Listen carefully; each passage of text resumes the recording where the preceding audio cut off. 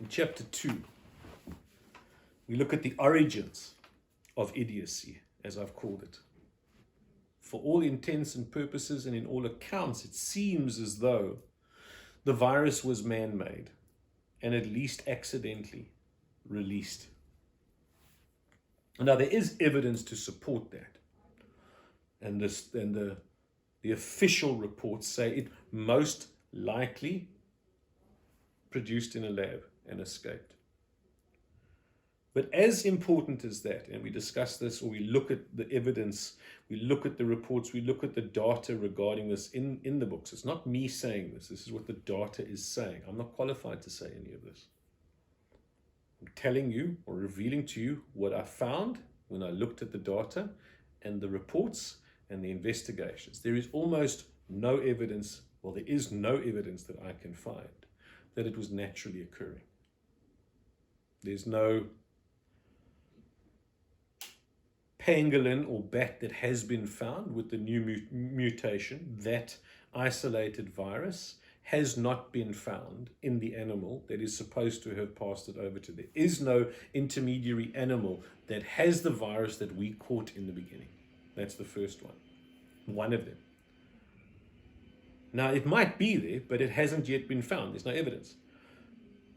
There was a singular breakout event. Now, in nature, viruses are naturally occurring.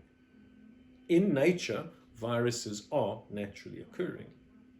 When they're naturally occurring, it isn't one pangolin or one bat that contracts the virus and spreads it to humans. It's multiple. Pangolins and bats are not in one place. They're not, what are they called? Those little single cell organisms or sea cucumbers that stay in one place. They move around. So when it's a naturally occurring virus, what will happen is you will get multiple breakout events at different times.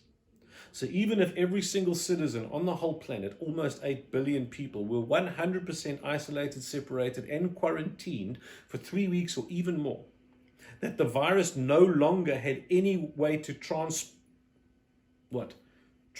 from one human to another, you still couldn't have stopped. You still couldn't have had zero COVID, because the pangolin or the bat or whatever animal is still roaming around out there. And as soon as we come back into normal society, what would happen is they would infect us once again. Which begs the question, why did China try to get zero COVID by locking down the whole country? Because the only thing the only time that would make sense is if it was not naturally occurring. Hypothesis, evidence, bringing it towards the theory of idiocy. Now, these guys are supposed to know this. I don't know this. This is not me telling you. This is what I've discovered in looking it up from official sites and commentary. Idiot projections or idiotic projections. In the beginning, it was projected and predicted, let's say, that the virus was going to be 10 times more dangerous and lethal than the flu. Fair enough. Shortly afterwards, if you tried to compare it to the flu, you were told to shut up, you can't compare it to the flu.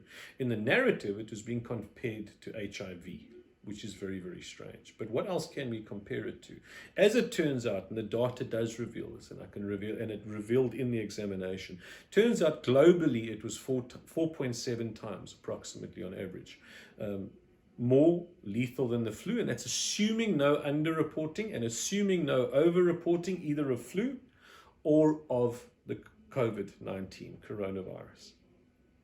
Bearing in mind that flu deaths were being examined by the naked eye up until 2020, and all deaths were examined for COVID through a microscope.